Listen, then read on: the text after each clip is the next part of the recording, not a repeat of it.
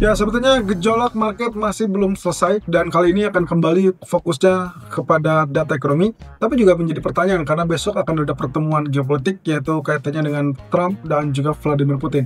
Kira-kira mana yang harus kita fokuskan dan bagaimana respon atau reaksi marketnya? Kurang lebih ini dia ulasannya. So, faktor penggerak market secara garis besar hanya dua sebetulnya, yaitu terkait dengan data ekonomi yang mendorong kepada ekspektasi penurunan suku bunga Fed. Kemudian yang kedua adalah dari rencana pertemuan antara Vladimir Putin dan juga Donald Trump yang baru terlaksana atau akan diagendakan besok hari. Nah, oke, itulah terlebih dulu. Ekspektasi penurunan suku bunga sampai saat ini kelihatannya semakin menguat, terutama untuk pemangkasan di bulan September. Itu ditandai dengan respon atau reaksi market yang sampai detik ini kita selalu melihat ada tekanan kepada pasar imbal hasil obligasi Amerika.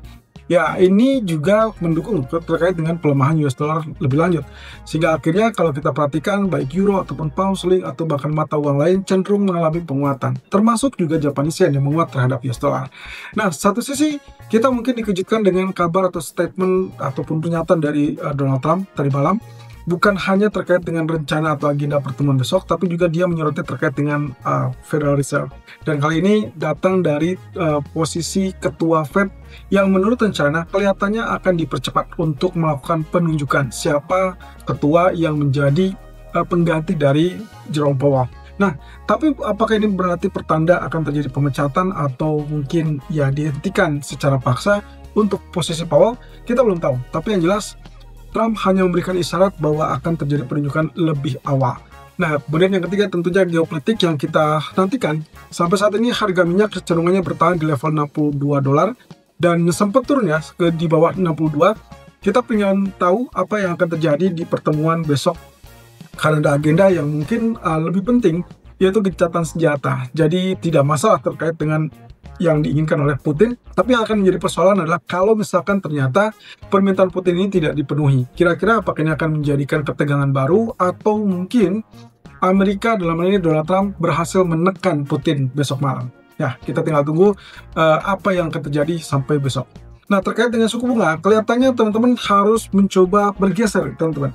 Karena yang saya lihat saat ini, kemungkinan fokus market saat ini sudah bergeser setelah beberapa rangkaian data, non-farm payroll, dan juga CPI di hari Selasa.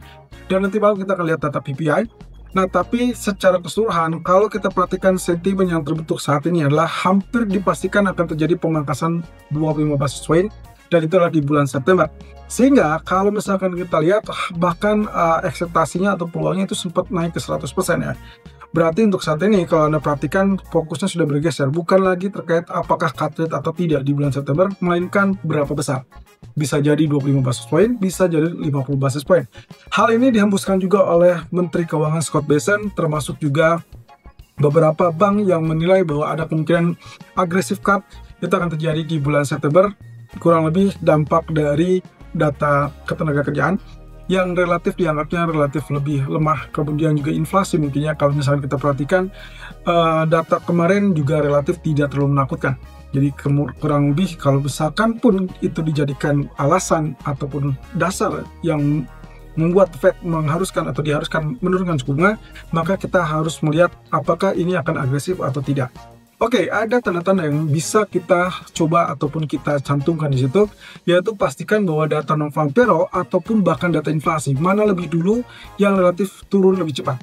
Artinya kalau kita kemarin lihat ada angka revisi yang sangat tajam untuk non-farm payroll, kemudian CPI berada di kisaran 2,7% untuk inflasi utama, berarti kita tinggal pantau data yang akan dirilis di bulan September.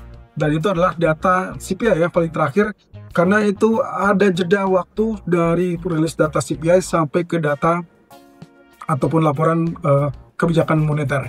Nah, ini kaitannya juga dengan apa yang disampaikan oleh Powell di beberapa pertemuan terakhir yang mengatakan bahwa mereka akan mencermati data inflasi di 3 bulan terakhir, berarti Januari, berarti Juni, Juli, Agustus, dan itu berarti Agustus yang kita bahas tadi itulah akan dirilis di bulan September. So, kalau misalkan lihat dari 1 bulan ke depan, data tersebut cenderung memenuhi persyaratan, maka sangat memungkinkan untuk pemangkasan 50 basis point. Nah, tapi kalau tidak, maka dia akan kembali ke dalam 25 basis point. Jadi, berapapun datanya nanti malam PPI, kalaupun misalkan hanya sesuai ekspektasi atau sedikit saja selisihnya dari ekspektasi, maka saya tidak yakin itu akan menggagalkan 100% potensi pemangkasan suku bunga September. Oke, ini adalah terkait dengan pandangan suku bunga dari Menteri Keuangan Scott Bessent. Walaupun saya agak ragu ya dengan pernyataan dia terkait dengan kritikan kepada BOJ atau Bank of Japan. Tapi kita lihat dulu.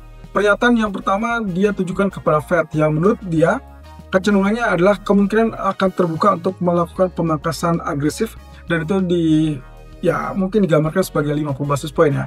Nah, keharapannya bagi Bessent adalah Fed seharusnya sudah mulai turunkan suku sampai paling rendah adalah sampai 150 sampai 175 basis point. Kalau begitu, berarti asumsinya kita mungkin akan melihat ada potensi penurunan suku bunga ini dimulai September atau bahkan berlanjut sampai ke Desember. Nah, tanda-tanda ini juga disampaikan oleh Bessent bahwa kemungkinan Fed akan melakukan serangkaian, bukan hanya satu kali penurunan, tapi serangkaian. Yang kita bisa definisikan itu sebagai siklus penurunan suku bunga yang sempat terhenti di akhir bulan Desember tahun 2024 kemarin. Nah, kemudian kritikan terhadap BOJ ini kaitannya dengan posisi ataupun sikap BOJ menanggapi atau merespon terkait dengan inflasi di Jepang. Padahal sudah 3 tahun lamanya inflasi tersebut cenderung bertahan, sehingga akhirnya menurut Scott Bessent seharusnya mereka sudah melakukan kenaikan suku bunga. Nah, kalau memang ini terjadi dan kemudian dipertimbangkan oleh BOJ, tentunya kita akan dapatkan kejutan ya. Karena beberapa waktu lalu mereka ragu untuk melakukan kenaikan, tapi saat ini kalau misalkan sudah ada gambaran, seperti yang kemarin sempat kita bahas, kalau ternyata Fed melakukan cut rate atau penurunan suku bunga, maka BOJ dengan sangat mudah bisa mempertimbangkan menaikkan suku bunga, sehingga akhirnya nantinya akan terdapat gap yang semakin mengecil. Satu sisi Fed akan melakukan cut rate, berarti menurunkan suku bunga. Satu sisi BOJ akan menaikkan suku bunga, sehingga gap antar suku bunga dari kedua bank sentral itu akan relatif berkurang. Nah, kita tinggal tunggu ya, berarti posisi ini ya yang membuat kenapa USD Japan Yen cenderung turun. Dan bukan mustahil, kalau misalkan ternyata Fed betul-betul confirm di September, ya kita akan melihat penurunan lebih lanjut dari USD Japan Yen. Nah, sementara untuk penunjukan ketua Fed itu dikatakan akan dipercepat. Ini disampaikan oleh Trump dalam wawancaranya terkait dengan posisi yang sangat mungkin untuk mengkritik lagi ataupun bahkan membuka kembali kasus untuk masalah renovasi gedung Federal Reserve. Kalau Anda ingat, beberapa waktu lalu pernah ada tayangan yang menunjukkan bahwa Powell dan juga Trump bersama-sama mengunjungi gedung Fed, lalu kemudian ada kritikan dari sang presiden terkait dengan dana renovasi. Waktu itu Trump menunjukkan angka 3,1, sementara Powell hanya mengamini 2,5. Karena yang sisanya, yaitu kaitannya dengan sebagian gedung yang ada di dalam Federal Reserve, itu sudah dilakukan renovasi sebelumnya atau di tahun sebelumnya. Dan itu harusnya tidak diperhitungkan di dalam kasus yang dimasalahkan oleh Trump. Nah, tapi usut punya usut ternyata Trump ingin untuk menyelidiki lebih lanjut kepada konstruksi ya. Jadi kemungkinan perusahaan konstruksi akan diselidiki oleh Trump untuk menanggapi ataupun bahkan mungkin saja ditemukan ada keculasan ataupun kecurangan. Dan lagi-lagi inilah politiknya Trump untuk mencari kesalahan sang ketua Fed Jerome Powell. Dengan demikian, kalau misalkan dia ditemukan ada cacat sedikit saja, maka akan dipastikan itu menjadi alasan kuat untuk dia memecat, karena presiden tidak bisa memecat tanpa alasan jelas. Nah, di sisi lain, penunjukan lebih awal ini berarti juga mengacu kepada target yang diinginkan oleh Trump, dan dia berkali-kali selalu menyampaikan harusnya bisa turun 3-4 poin lebih rendah. Berarti kalau sekarang 4,25%, Anda bisa bayangkan kalau misalkan cut rate sampai 300 basis point, artinya berarti kita akan dapatkan di level 1% atau bahkan 0,5. Nah, jadi kalau misalkan lihat seperti ini, kelihatannya apa yang ditargetkan oleh Trump sangat ditujukan kepada penurunan suku bunga. Oleh karena itu, terkait dengan ketua Fed yang baru, kemungkinannya figur yang akan dipilih adalah orang yang bisa dibilang secara kredibilitas ataupun bahkan searah dengan apa yang diinginkan oleh Donald Trump. Dan itu berarti, kata Trump, dari sekian banyak nama, dia merucut kepada 3 atau 4 nama. Kira-kira, dengan data sebanyak ini, ada 11 nama yang dicantumkan atau yang sempat muncul ke media, ada dari Kepala Dewan Ekonomi Nasional yaitu Kevin Hassett, sampai ke mantan Gubernur Fed yang terbaru itulah Lawrence Lindsay. Ya, ini adalah 3 nama terbaru, ada David Jervos, kemudian Rick Rieder, kemudian juga Lawrence Lindsay. 3 nama yang terbaru ini adalah pencalonan dari meluasnya pencalonan dari luar federalisme. Tapi yang kita perlu pantau di sini adalah siapa dari sosok-sosok ini, 11 nama ini, yang kecenderungannya memiliki visi yang sama dengan Trump, kemudian juga bertujuan untuk memangkas suku bunga tentunya. Nah, kaitannya dengan 4 atau 3 nama yang disebutkan oleh Trump tadi, maka kecenderungannya saya curiga yang paling memungkinkan adalah mantan Gubernur Fed Kevin Walsh, kemudian Gubernur Fed aktif yaitu Christopher Waller, atau bahkan yang terakhir adalah sang penasihat ekonomi, dan itu adalah Kevin Hassett. Nah, terlepas dari 4 nama yang paling memungkinkan, berarti tambahannya adalah hanya Michelle Bowman. Ini dengan catatan, berkaca kepada kasus ataupun status yang disampaikan dari beberapa orang tersebut, ini kaitannya juga dengan dukungan terhadap penurunan suku bunga. Sementara sisanya kecenderungannya relatif stabil ataupun relatif imbang antara dia dovish ataupun hawkish.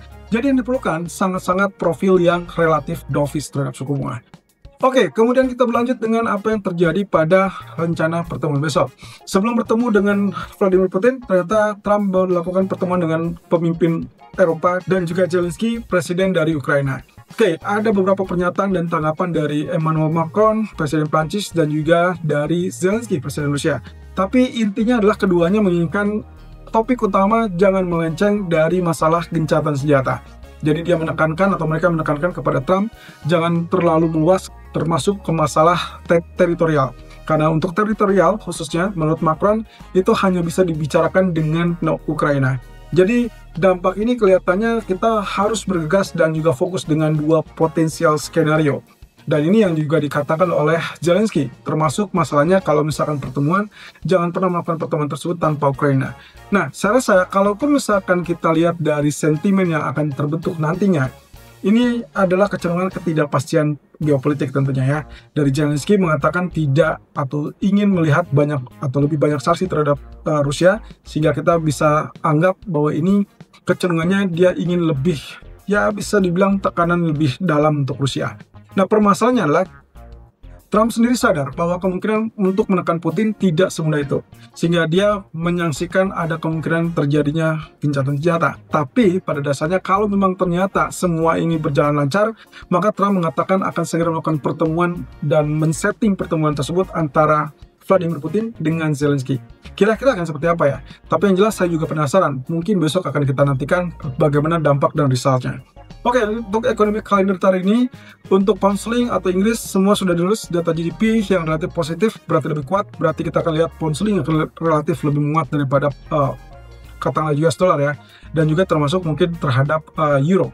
Nah, tapi di sisi lain, nanti jam 4 sore kita pun akan mendapatkan data GDP yang serupa dari zona Eropa, so harap berhati-hati kalau misalkan datanya relatif lebih rendah. Nah, sebaliknya, untuk malam hari kita akan fokus dengan data PPI. Ataupun bahkan initial job claim. Tapi untuk saat ini kita akan fokus dengan data PPI terlebih dulu. Intinya akan relatif kurang lebih sama dengan apa yang terjadi di hari Selasa waktu data CPI. Kita perlu poin yang persentasenya mungkin selisihnya jauh lebih tinggi daripada sekedar 0,1% dibandingkan ekspektasi. Jadi contoh di sini PPI diharapkan naik ke 0,2% dari 0,0%, berarti kalau datanya 0,2% ataupun bahkan cuma 0,3%, itu bisa diartikan tidak semenakutkan yang dikhawatirkan, sehingga dampaknya tentunya US dollar akan mulai pelemahan lebih lanjut. Nah, di sisi lain, kita juga akan melihat dari dampak lain, yaitu kaitannya dengan data tenaga kerja atau di Indonesia Jobless Claim. Angka yang lebih tinggi tentunya akan membuat itu semakin mendukung kepada pemangkasan suku bunga bulan September. Kira-kira apakah nanti malam akan terjadi kejutan apa tidak? Kita tinggal tunggu saja dari data ekonomi tersebut.